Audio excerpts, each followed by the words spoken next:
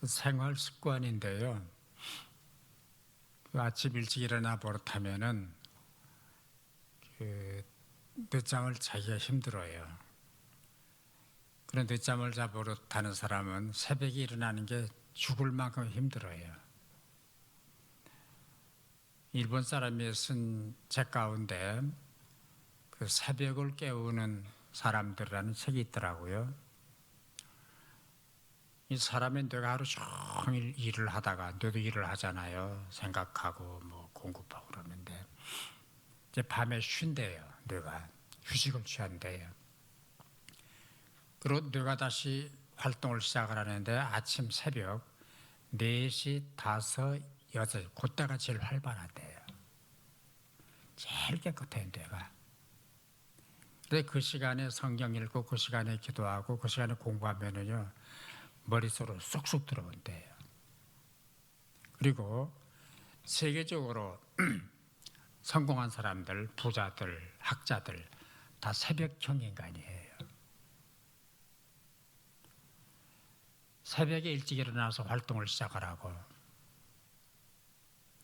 또 새벽에 나와서 기도하고, 새벽에 마시는 이슬 같은 성령님의 은혜를 받는 사람들은 영적 삶이 풍요로워지는 거예요.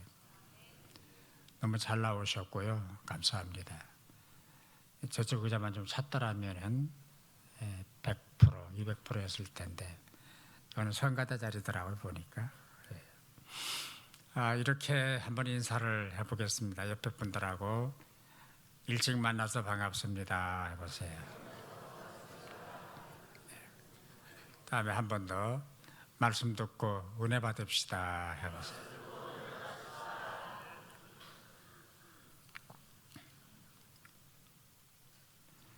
본래 이스라엘 나라가 하나였습니다. 초대 왕이 사울 왕이고 두 번째 왕이 다윗이고 세 번째 왕이 솔로몬이었습니다. 그러니까 사울, 다윗, 솔로몬 세 왕까지는 나라가 하나였어요. 그걸 통일 왕국이라 그럽니다. 그때 공통점이 사울 왕도 40년 통치를 했고 다윗도 40년 통치를 했고 솔로몬도 40년 통치를 했어요. 합해서 120년이거든요. 근데 사울은 처음에 왕이 될 때는 제법 괜찮았어요. 신앙생활도 제법 잘하고 또 자기 관리도 잘했는데 왕이 되고 나서부터 사람이 바뀐 거예요.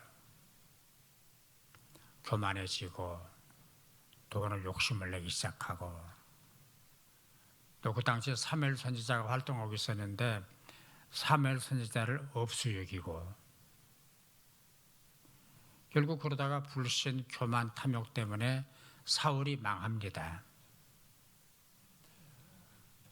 요즘에 세습이 문제가 됩니다만은 어느 나라나 왕은 세습을 해요. 왕들은. 사울이 죽으면 그 아들이 왕이 돼야 돼요. 근데 놀라운 거는 하나님의 버림을 받고 나니까 사돈네 8천도 벼슬 하나를 못해요. 완전히 복상망했어요. 하나님 앞에 우리가 어떻게 사느냐, 어떤 신앙 태도를 갖느냐에 따라서 자신도 복을 받고 자식도 복을 받고 자식의 자식이 복을 받는 거예요. 그래서 지금 여기 앉은 여러분들의 책임이 커요.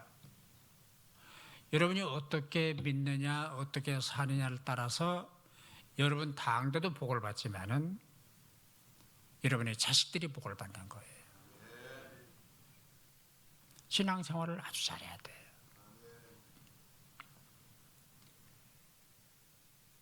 그리고 다윗이 왕이 됐잖아요. 양을 치던 목동인데 하나님이 불러서 왕을 시키셨어요. 다윗도 잘못이 있었어요. 남의 마누라 데리다가 죄를 범하고 또 그게 탄로날 것 같으니까 그 남편을 장군인데 죽이고 그 못된 짓을 하긴 했지만은 사울과 다윗의 다른 점이 뭐냐? 다윗은 회개를 했어요. 선지자가 찾아와서 너 나쁜 놈이다. 너를 죄를 범했다. 너 회개 안 하면 죽는다.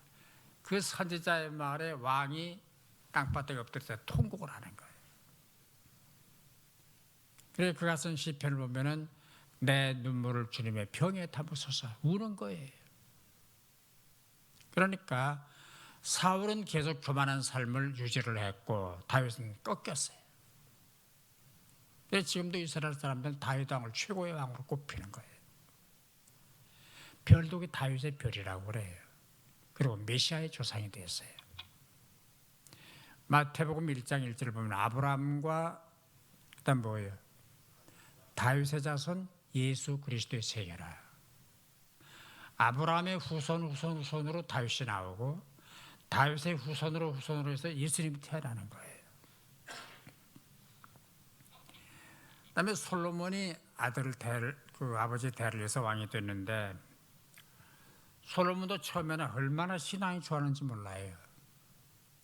근데 왕 노릇을 한참 하다 보니까 건방져지기 시작해요. 그래가지고 이방 여자를 끌어들여 첩으로 삼고 이방 여자와 결혼을 하고 또 그게 모자라서 후궁에다가 여자들을 배치를 하고 못된 짓을 하는 거예요. 우상 숭배하고. 그리고 그렇게 하다가 솔로몬은 나라가 두 쪽이 되고 마는 거예요. 우리가 신앙생활을 똑바로 잘하면은 우리 영도 통일이 되고 가정도 통일이 되고 국가도 통일이 돼요. 우리 영성이 마모가 되고 망가지면은 가정도 풍지박산이 되고 교회도 풍지박산이 되고 국가도 풍지박산이 되고 그러는 거예요. 그래서 솔로몬 지나서 그 아들 때 와가지고 르호보암이라는 아들이 왕이 됐는데 나라가 두 쪽으로 딱 갈라지는 거예요. 그래서 많은 지파와 많은 사람들이 북쪽으로 올라가 사마리아를 서울로 삼고 북왕국 이스라엘이라고 나라를 만들고 이쪽은 조그만 지파 둘이 유다 지파를 포함을 해서 나라를 세워서 유다 나라라 해가지고 나라가 둘로 갈라져요. 북쪽은 이스라엘, 남쪽은 유다. 그를 가리켜서 분열 왕국이라 그래요. 나라가 둘로 갈라진 거예요. 이제 그 중에 남쪽 유다 나라의 왕 가운데 히스기야라는 왕이 있어요. 다윗과 히스기야는 이스라엘 사람들이 가장 존경하는 왕이에요. 훌륭한 왕이에요. 남왕국 13대 왕인데 히스기야는 그 이름의 뜻이 재미있어요. 여호와 앞에서 강하다. 하나님 안에서 강하다. 그런 뜻이래요. 25살의 왕이 됐어요. 그래서 29년 동안 나라를 다스렸어요. 지금 민주국가인 나라의 대통령들도 권한이 엄청납니다. 미국은 트럼프 대통령이 임명할 수 있는 공직 자리가 7,000개예요. 대통령이 7,000개를 임명을 하는 거예요. 우리나라는 3만 개래요. 그러니까 미국보다 대통령 권한이 더 센 거예요. 그때 이스라엘 나라 왕은 사람을 죽이고 살리는 권한을 가지고 있어요. 여러분 그 외국 영화 보셨잖아요. 막 베너나 고바데스 막 쉽게 이런 거 보셨잖아요. 검투사들을 내보내서 맹수하고 싸움을 하다가 또 지네끼리 검투사끼리 싸움을 붙이고 마지막에 한 놈이 쓰러지고 한 놈이 칼을 목에다 꽂으려고 하고 있잖아요. 그때 왕이 비스듬히 누워가지고 이렇게 하면은 어떻게 해요? 죽이는 거예요. 이렇게 하면은 살리는 거예요. 왕 손가락 끝에 살리고 죽이고가 달려있는 거예요. 그만큼 권한이 센 거예요. 그런데 그런 와중에서 히스기야는 믿음이 너무 좋은 거예요. 이사야 37장을 쭉 읽어보면은 우선 이 히스기야는 정직해요. 하나님 앞에 정직했더라 그랬어요. 정직한 사람은 숨기지 않습니다. 숨길 게 없어야 합니다. 우리는 하나님 앞에 서 있잖아요. 하나님 앞에. 하나님이 뭘 모르시겠어요? 그래서 시인이 말하기를 내가 주를 떠나 어디로 피하리이까? 산에 가도 거기 계시고 하늘 끝에 가도 거기 계시고 바다 끝에 가도 거기 계시고 안 계시는 데가 없어요. 그러니까 하나님을 피할 생각을 말아야 돼요. 피할 수도 없고 피해도 안 되고.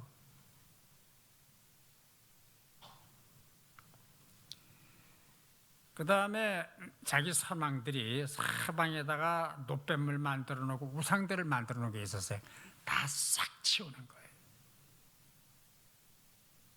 우상을 제거를 하는 거예요. 요즘 말로 종교를 개혁하는 거예요. 어떤 집에 신방을 갔는데요.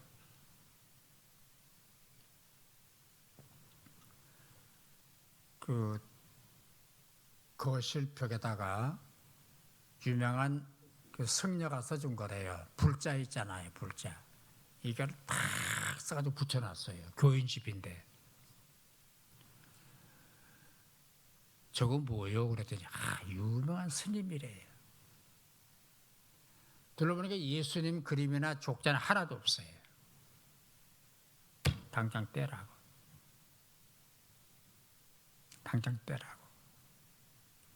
그거 떼버렸어요. 또 어떤 집에 신방을 갔더니 아주 부잣집인데요, 강남에. 집을 잘 지었더라고요.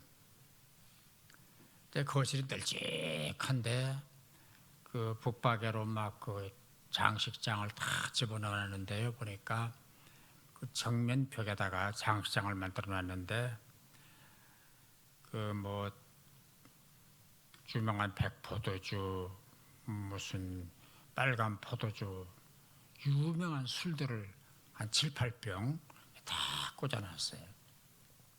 고급이래요.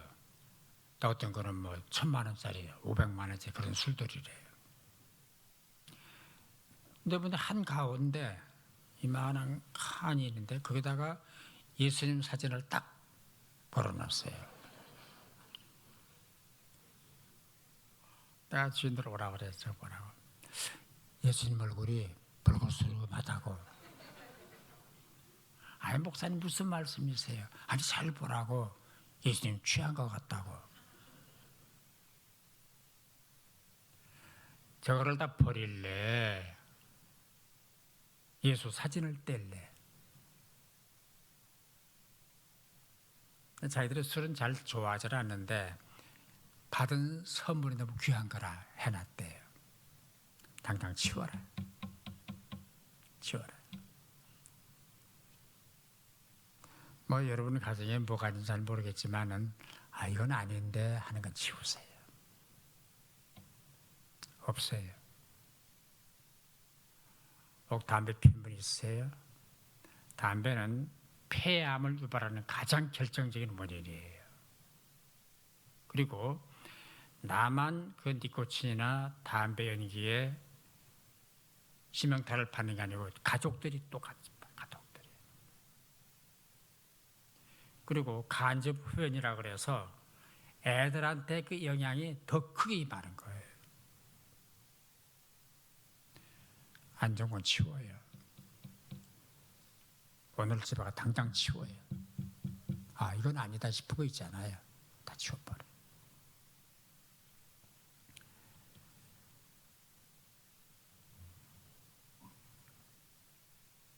또 히스기야는 정직할 뿐만 아니라 우상을 제거하고 하나님을 다 생각하는 거예요. 하나님과 연합한 삶을 사는 거예요. 우리가 주님과 동행한단 말을 합니다마는 우리 주님이 영이신데 뭐 팔짱을 끼고 가겠습니까? 어깨동무하고 가겠습니까? 주님의 마음을 담기 위해서 노력하는 것, 주님의 말씀을 실천하기 위해서 몸부림치는 것, 그리고 주님이라면 어떻게 하실 것인가? 내가 뭘 하고 싶은데 하기 전에 주님이라면 어떻게 하실까? 이 일을 하실까 안 하실까? 늘 생각하는 게 주님과 동행하는 거예요. 가령 뭘 하나를 사고 싶은데 자기한테 물어보지 말고 주님 이거 살까요? 사지 말까요? 하나님의 양심의 소리를 통해서 사지 마라. 그럼 안 사는 거예요. 내가 뭘 마시려고 그러는데 먼저 물어봐야죠. 주님 이거 마실까요? 마시지 말까요? 마시지 말거라. 안 마셔야죠. 그게 주님과 동행하는 거예요. 그리고 한 발짝 한 발짝 주님과 동행하면 삶이 즐거워져요. 주와 같이 길 가는 거 뭐예요? 즐거운 일 아닌가? 억지로 끌려가는 게 아니고 주님과 함께 걸어가고 동행하면 내 삶에 기쁨이 오는 거예요. 축복이 오는 거예요. 그러니까 하나님도 히스기야와 동행을 하시는 거예요. 이 동행이라는 말이 참 좋습니다. 부부가 뭐예요? 동행이에요. 같이 가는 거예요. 생각을 같이 하고 기도를 함께 하고 아픔을 함께 나누고 근심을 함께 나누고 함께 기도하고 여러분 부부 생활하시면서 손잡고 같이 기도해 보셨어요? 한번 해보세요. 여보 같이 기도합시다. 그래요. 두 손 꽉 잡고 남편은 아내를 위하여 아내는 남편을 위하여 부모는 자식을 위하여 자식들은 부모를 위하여 가족 기도 함께하는 기도 더불어하는 기도 너무 좋은 거예요. 한번 따라서 함께 주님과 함께 교회와 함께 가족과 함께 이웃과 함께. 그런데 이렇게 멋지고 좋은 왕인데 사건이 터진 거예요. 북쪽에 아수르라고 하는 큰 나라가 있었는데 그 당시에 왕이 산헤립이라는 왕이에요. 경제대국, 군사대국인데 삥 둘러보니까 주변에 조그만 나라들이 겹겹이 쌓여 있거든요. 18만 5천 명 대군을 끌고 점령을 해 내려오는 거예요. 베니게 점령하고 라기스를 점령하고 애굽을 점령하고 이리오파를 점령을 하고 계속 내려오는 거예요. 그러다가 마지막에 예루살렘을 포위를 했어요. 유대 나라를. 조그만 나라니까. 그 당시 유대 나라가 46개 동네였는데 성읍이라 그래 조그만 동네죠. 포위를 딱 하고 포위망을 좁히면서 보급로를 차단을 해버린 거예요. 그러니까 물도 못 들어가고 식량도 못 들어가고 채소도 못 들어가는 거예요. 협박을 하는 게 항복해라. 너희는 말라 죽든지 굶어 죽는다. 항복해라. 그 협박을 하는 거예요. 조금 있으려니까 랍사게라고 하는 신하를 보내서 편지 하나를 가지고 왔어요. 산헤립이 보낸 편지다. 그래서 편지를 받아보니까 왕이 야, 니네가 믿는 신이 신이냐? 그건 죽은 신이다. 너네가 뭐 하나님 믿는다고 그러지 하나님은 없어. 하나님이 있다면 너희들을 구원할 거야. 그리고 히스기야 너는 죽었어. 너는 끝났어. 빨리 항복해. 피를 더 보이려 항복을 해. 협박 편지가 온 거예요. 이 편지를 히스기야 왕이 받아보고 옷을 벗는 거, 왕복을 벗는 거예요. 그리고 베옷을 입는 거예요. 여러분, 왕이 왕복을 벗는 것은 왕이 끝났거나 죽을 죄를 보면서 귀양살이를 가거나 아니 죽을 때 왕복을 벗는 거예요. 살아있는 동안은 365일 24시간 왕복을 안 벗어요. 잘 때도 왕이 입는 치못이 따로 있어요. 그러니까 왕이 조복, 왕복을 벗는다고 하는 것은 자기를 포기하는 거예요. 다 내려놓는 거예요. 베옷을 입고, 베옷이 뭐예요? 회개할 때 입는 옷이에요. 죄를 무릅쓰고 거지가 입는 옷 같은 옷을 입고 히스기야 왕이. 그리고 자기만 그런 게 아니고 아무개 대신 아무개 장관 다 옷 벗어라. 환난과 능욕의 날이다. 우리가 사는 길은 다 벗어버리고 하나님 앞에 서는 길밖에 없다. 우리 회개하자. 그리고 다 왕복을 벗고 자존심을 버리고 베옷을 입고 땅바닥에 기도를 하는 거예요. 여러분, 문제가 심각할수록 기도의 시간이 길어야 되고 기도의 깊이가 길어야 돼요. 깊어야 돼요. 다 아시죠, 하나님이. 하지만은 내가 어떤 태도로 하나님 앞에 서느냐, 어떤 자세로 하나님 앞에 서느냐가 하나님 보시기에 너무나 중요한 거예요. 베옷을 입고 죄를 무릅쓰고 땅바닥에 무릎 꿇고 엎드려서 하나님 앞에 통사정을 하는 거예요. 성경 보니까 편지를 펴놓고 기도를 하는 거예요. 그 협박 편지를 펴놓고 기도해. 하나님 보세요. 저 하나님을 믿지 않은 사내립 왕이요, 이런 편지를 보냈어요. 하나님이 없대요. 나는 죽은 송장과 같대요. 하나님 어떻게 하면 좋겠습니까? 살려주세요. 살려주세요. 편지를 펴놓고 기도를 하는 거예요. 여러분, 편지를 펴놓고 기도했다고 하는 건 하나님 앞에 구체적으로 기도했다는 거예요. 자세하게 편지를 펴놓고.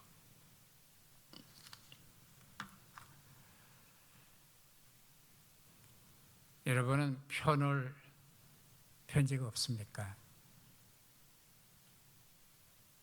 편지 있잖아요. 그걸로 만족하지 않고 이사야 선지자한테 사람을 보냈어요. 지금 상황이 이렇습니다. 국난을 해결하기 위해서 옆집 나라에 사람을 보낸 게 아니에요. 군사 요청을 청한 게 아니에요. 자기와 자기 나라 백성들, 자기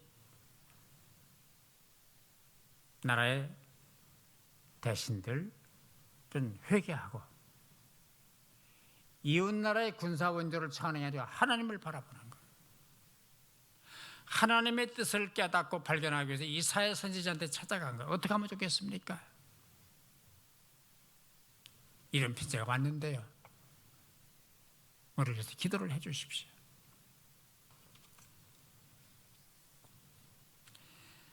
하나님의 뜻을 알아보기 위해서, 하나님의 도움을 요청하기 위해서 이사야를 찾아간 거예요.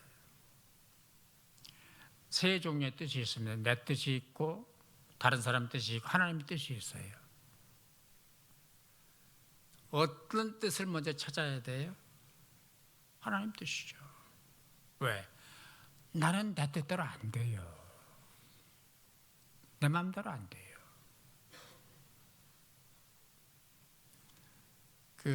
어떤 글을 보니까요, 신이 사람한테 자식을 준 이유가 있대요. 왜 신이 사람한테 자식을 줬느냐? 네 마음대로 안 되는 게 있다는 걸 알게 하려고 그랬대요. 내 마음대로 되는 게 뭐가 있어요? 안 돼요. 내 뜻대로 됩니까? 안 돼요. 내일 일도 몰라요. 그래서 하나님의 뜻을 확인하고 하나님의 뜻을 알아보기 위해서 이사야한테 사람을 보낸 거예요. 우리 예수님께서 십자가를 지시기 위해서 겟세마네 동산에 들어가 기도를 하셨잖아요. 그건 아시죠? 그 기도 무슨 기도였어요? 아버지야, 할 수만 있으면 이 잔을 떠나게 해 주옵소서. 십자가를 안 지게 해 주십시오. 하오나 나의 원대로 마옵시고 누구 원대로?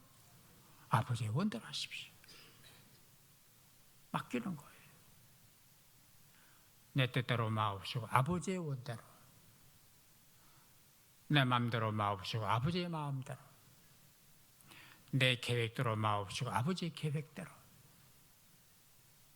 이게 신앙인의 자세라니까요. 그랬더니 이사야가 걱정하지 마라. 끝이 아니다. 염려하지 마라. 하나님이 너를 도우신다. 하나님이 함께 하신다. 하나님이 너를 살리신다 하는 희망적 메시지를 받았어요.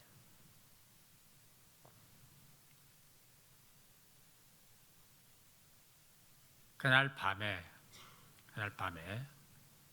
하나님이 군대를 동원했어요. 불말과 불천사들을 동원해서 18만 5천 명을 다 송장을 만들어 버렸어요. 히스기야는 활 한 번 던진 일이 없어요. 칼 한 번 휘두른 일이 없어요. 그냥 기도만 했어요. 근데 하나님이 역사를 하셔서 그날 밤에 18만 5천 명이 송장이 됐다니까요. 여러분, 말이 그렇지 핵무기를 던져야 18만 5천 명이 죽습니다. 핵무기를 던져야. 이스기야는 까딱도 안 하고 배운 있고 기도만 하는데 하나님께서 역사를 하시는 거예요. 다 친 거예요.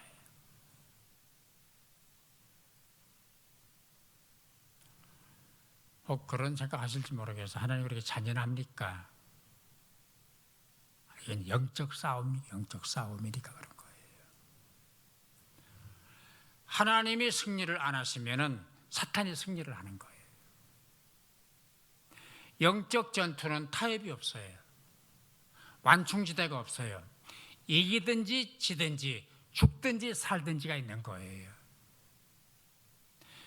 여러분, 마귀와는 타협이 안 돼요. 타협을 할 수가 없는 거예요.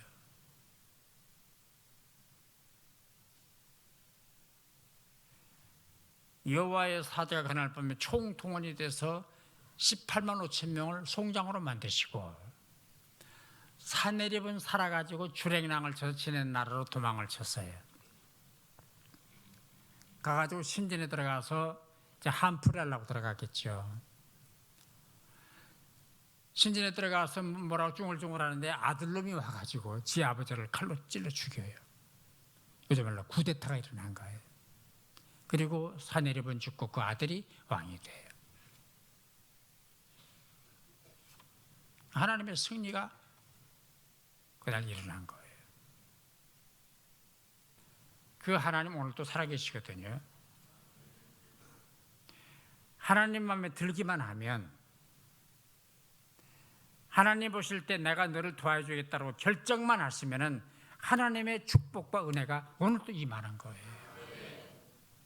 저 기도했는데요, 아무것도 없던데요. 더 기도해요. 더 깊이 기도해요. 더 간절히 기도해요. 잘못을 회개하고 기도해요. 그냥 달라고 그러지 말고.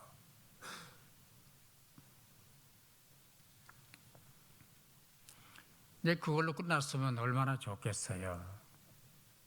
이 히스기야가 병이 걸렸어요. 그래서 어이들을 불러가지고 진단을 해보니까 병명도 잘 몰라요. 이 몸에 좋은 것 같은 게 났는데 피고름이 쫙 아마 요즘 피부암이지 않나 싶어요. 고칠 길이 없다는 거예요. 죽을 병이 들었어요. 왕도 병들 수 있고 목사님도 병들 수 있고 장로님도 병들 수 있고 금식 기도를 밥 먹듯 하는 사람도 병들 수 있어요. 문제는 그 문제를 어떻게 풀어나가느냐, 이걸 우리가 배워야 돼요. 너는 살지 못하고 죽는다는 사망 선고를 딱 받자마자 히스기야가 벽을 향해서 땅바닥에 엎드려 기도를 시작을 합니다. 성경 보니까 벽을 향해 기도를 했대요. 벽이 뭐냐? 절망이에요. 벽이 뭐냐? 깜깜한 거예요. 벽이 뭐냐? 희망이 안 보이는 거예요. 그럼 왜 벽을 향해 기도했느냐? 두 가지 해석이 있어요. 그 벽 너머에 성전이 있었다. 성전이 있었다. 하나님의 성전을 바라보고 기도했다라고 해석하는 사람도 있고, 그 벽 너머에 계시는, 벽을 추월하시는, 벽을 넘어서시는 하나님께 기도했다. 두 가지로 해석을 해요. 낯을 벽으로 향하여 절망, 좌절, 죽음의 벽 너머에 계시는 하나님을 바라보고 기도를 시작을 하는 거예요. 하나님 살려주십시오. 막 통곡을 하는 거예요. 통곡을 하는 거예요. 그랬더니 이사야 선지자가 하나님 말씀을 대언을 해줬어요. 내가 내 눈물을 보았다. 내가 내 기도를 들었다. 중요한 얘기예요. 따라서 보았다, 들었다. 여러분 37장 17절 펴보세요.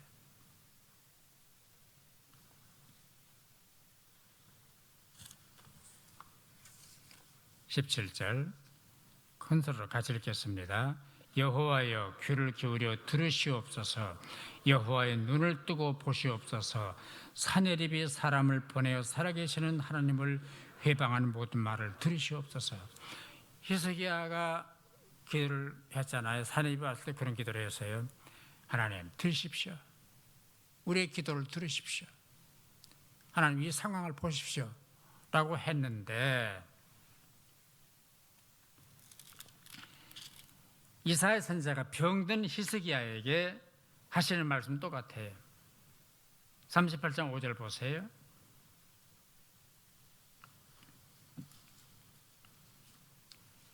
(5절) 큰 소리로 다 같이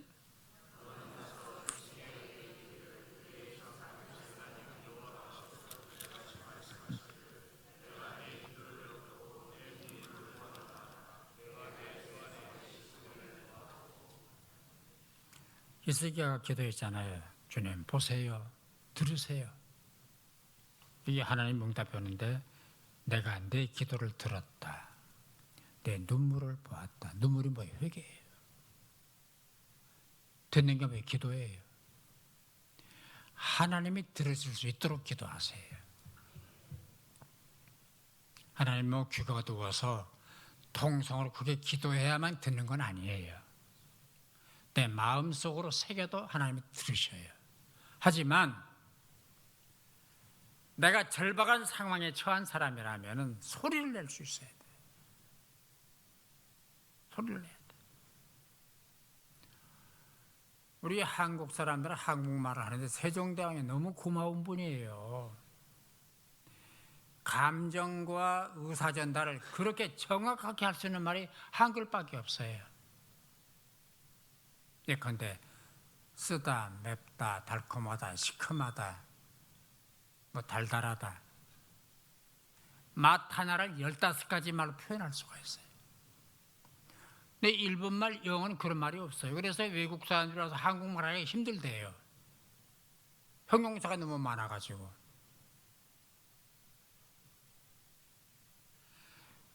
하나님 앞에 기도할 때에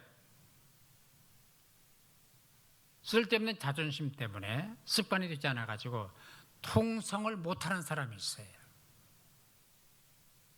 꼭 소리내야 하나님이 들으시냐? 왜 저렇게 미치광이처럼 소리를 질러? 아니에요. 한국 사람이 물에 빠지면 뭐라고 그래? 사람 살려! 그러잖아요. 사람 살려! 얼마든지 소리를 강하게 낼 수 있고 소리를 지를 수가 있어요. 사람 살려, 네 글자인데. 근데 일본 말이나 영어는 그거 못해요. Help me, help me. 나 도와줘. Save me, save me. 전달이 되겠어요, 그게? 물에 빠진 놈한테. 한국말이 멋진 거예요. 기도하기 딱 좋은 말이에요. 주를 부르는 것도 주여. 어느 나라 말도 그렇게 표현을 못해요. 영어도 안 돼요. 오 마이 로드 무슨 말인지 못 알아들어요. 한국말 최고예요. 기도원으로서 최고예요. 얼마나 섬세하고. 내가 내 기도를 들었다. 나한테 하는 말 내가 들었어. 알아듣도록 기도를 하세요. 하나님이 감지하도록 기도를 하세요. 내 눈물을 보았다. 왕이라는 사람이 땅바닥에 엎드려 펑펑 우는 그 눈물, 보석보다 귀한 눈물. 요즘에 한국 교회는요, 감동이 사라졌어요. 기쁨도 없고 즐거움도 없고 감동도 없고, 그래서 시큰둥하고 예배도 형식적으로 드리고 가고 기도도 형식적으로 하고 감동이 사라졌어요. 감동의 눈물, 감동의 기도, 감격하는 기도, 이게 필요한 거예요. 문제가 없기를 바라지만은, 다 건강하시기를 바라지만은, 혹시 여러분 가운데 문제가 있는 분들, 이 문제를 풀어야 되니 힘들다, 그런 분들은 누구를 바라봐야 돼요? 하나님 바라보세요. 손을 싹 들고 주여 도와주십시오. 살려주십시오. 편지 읽어보세요. 좀 이래요. 아버지 좀 저 도와주세요. 저 아파요. 저 사업이 지금 간당간당해요. 저 내일 부도나요. 편지를 펴놓고 손을 들고 아버지 나 살려주어요. 날 도와줘요. 내가 내 기도를 들었다, 내 눈물을 보았다 하시더라. 하나님께 보여드리세요.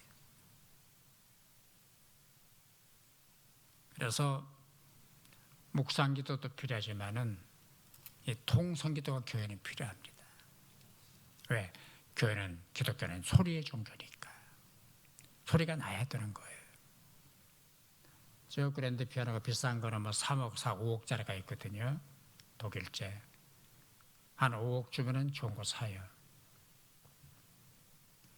5억짜리 피아노라도 소리가 안 나면 피아노가 아니에요. 아무리 최고 악보를 나오고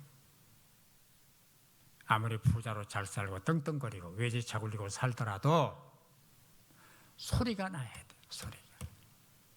악기는 소리가 나야 돼. 소리 안 나는 악기 가지고 뭘 하실랍니까? 비품 처리하실래요? 내가 내 기도를 들었다. 내 눈물을 보았다. 보았다, 들었다. 따라서 보았다, 들었다. 그러면 되는 거예요. 그러면 되는 거예요. 어젯밤 말씀드린 대로 빛이 있으라 빛이 있었고 말씀 한마디로 천지를 창조하시는 분인데 그까지 그 암흑의 문제가 아니잖아요. 나한테는 문제지만은 하나님한테는 문제가 아닌 거예요. 나는 한계 안에 존재지만은 하나님은 영원하신 존재예요.